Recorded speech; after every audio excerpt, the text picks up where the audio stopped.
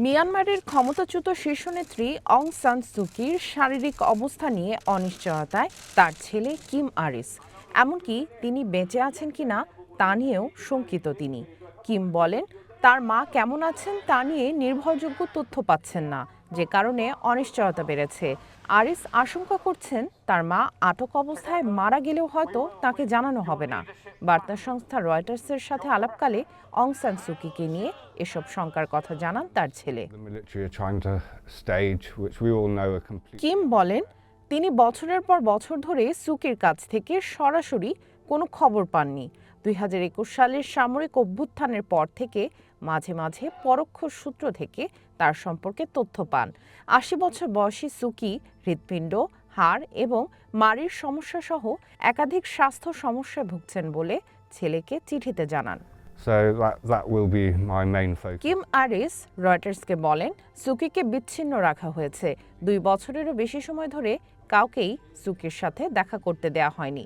ফলে তার বর্তমান অবস্থা, এমনকি তিনি এখনো বেঁচে আছেন কিনা তা নিশ্চিত করে জানেন না তিনি। কিন্তু তাকে রাজধানী নেপিদোতে আটক রাখা হতে পারে বলে মনে করছেন তিনি। সামরিক জান্তা আয়োজিত মিয়ানমারের আসন্ন নির্বাচনকে প্রহসন আখ্যা দিয়ে একে প্রত্যাখ্যান করেন সুকির ছেলে কিম আরিস। এই নির্বাচন তার মায়ের অবস্থা পরিবর্তনের সুযোগ তৈরি করতে পারে বলে মনে করেন।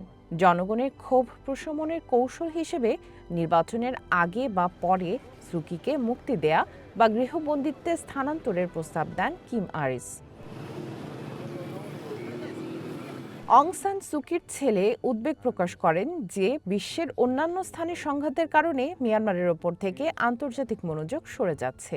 সম্প্রতি জাপান সফর করে দেশটির রাজনীতিবিদ এবং কর্মকর্তাদের সাথে দেখা করে জান্তা সরকারের ওপর চাপ জোরালো করা, আসন্ন নির্বাচনের বিরুদ্ধে প্রতিরোধ গড়ে তোলা এবং তার মায়ের মুক্তির দাবি তুলে ধরার আহ্বান জানান কিম আরিস।